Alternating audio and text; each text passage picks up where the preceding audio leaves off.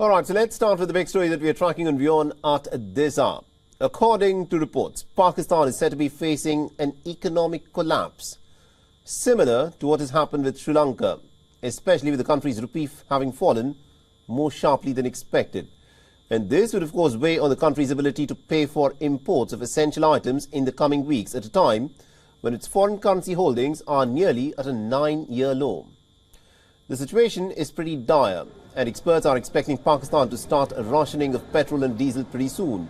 In addition to the food crisis, the country is also battling low foreign exchange reserves, especially in terms of the dollars that it has at its disposal. Now, all of this is a recipe for disaster, and Pakistan's forex reserves have fallen below the $5 billion mark from about $17 billion just about a year ago. This underscores the dire situation in the country, similar to what Sri Lanka, remember, went through early last year. Now, experts say that Pakistan's current foreign currency holdings of about $4.34 billion are enough to cover maybe a week's worth of imports. The government is unable to fulfill its foreign debt without borrowing from friendly nations due to the dramatic increase in its import cover, because of which Pakistan has now approached the IMF for a bailout. But media reports suggest that Pakistan has not been successful in its attempt for further help from the IMF, and instead it has received financial help from its allies, China and Saudi Arabia.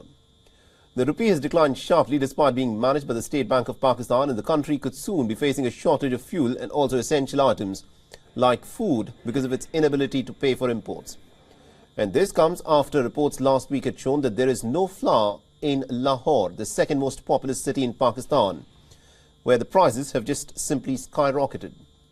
Shehbaz Sharif-led Pakistan government has raised the price of wheat flour, sugar and ghee by about 25 to maybe even 60%, essentially removing the state's subsidies, which are part of a condition for an IMF bailout.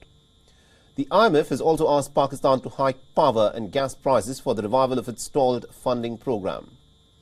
Now, earlier this month, to save energy, which is primarily derived from imported oil, Pakistan had asked the government employees to work from home and to order markets, wedding halls and retail malls to close early.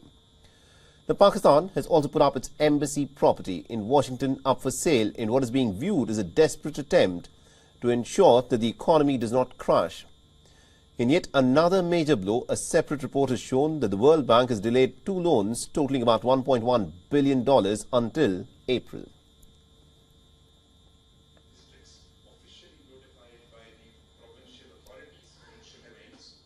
WION is now available in your country. Download the app now and get all the news on the move.